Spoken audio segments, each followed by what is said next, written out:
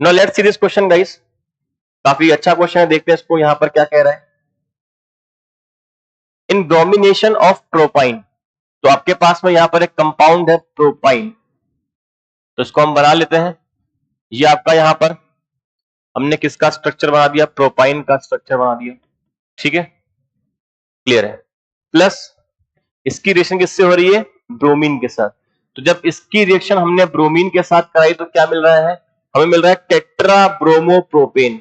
तो 1 2 3 tetra bromopropane, और कहां कहां पर लगा रखा है, 1 पर आपके 2 ब्रोमीन लगा रखे हैं, 2 पर भी आपके 2 ब्रोमीन लगा रखे हैं, और ये प्रोपेन है तो यहां पर ये CH3 और ये आपका एक सिंगल H आ जाएगा।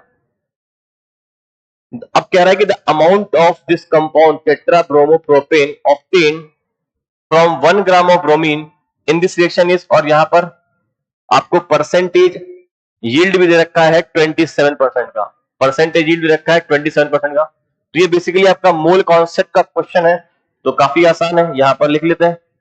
जो परसेंटेज यील्ड है आपका वो 27 दे रखा है, ब्रोमीन का आपके पास में 1 ग्राम है, तो हमें बताना है कि इसका कितना मास बनेगा। तो मान लेते हैं कि इसका W ग्राम बनेगा। तो एक काम करते हैं गाइस, पहले 100% यील्ड मान के क्वेश्चन को सॉल्व कर लेते हैं, और फिर जो आंसर आएगा उसका 27% निकाल लेंगे। तो चलिए देखते हैं। यहां पर एक काम करेंगे, ये जो आपका ब्रोमीन है, ये सारा का सारा ब्रोमीन इस कंपाउंड में जा रहा है, तो हम POAC लगा देंगे ब्रोमीन पे। तो apply POAC on bromine atom, bromine atom पे POAC लगा देते हैं। तो यहां पर बताइए ब्रोमीन का मास कितना है, 1 ग्राम।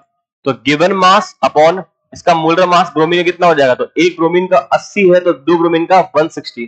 So given mass upon molar mass, ये किसके मोल्स हो जाएंगे, Br2 के मोल्स हो जाएंगे, इनटू अब बताइए POAC में रहते हैं कंपाउंड के मोल्स इनटू जिस एटम पर POAC लगा रहे हैं उसके नंबर ऑफ एटम्स। तो कितने एटम है, 2 एटम है, तो इसको मल्टीप्लाई कर देंगे 2 से, इक्वल टू, मान लेते हैं कि इस कंपाउंड का मास मुझे W ग्राम मिल रहा है। इस कंपाउंड का जब आप मोलर मास निकालेंगे तो वो आएगा 360। आप देख पा रहे हैं कि 4 ब्रोमीन का हो गया 320, और 12 3 या 36 और 4 40, तो 320 प्लस 40 360, और into number of bromine atoms, तो कितने हैं 1 2 3 4, तो इंटू 4 कर देंगे। ये जो वेट आपका आएगा ये 100% यील्ड मानते हुए आएगा, तो जो भी वेट आएगा उसका 27% निकाल लेंगे। क्या बात समझ में आ रही है।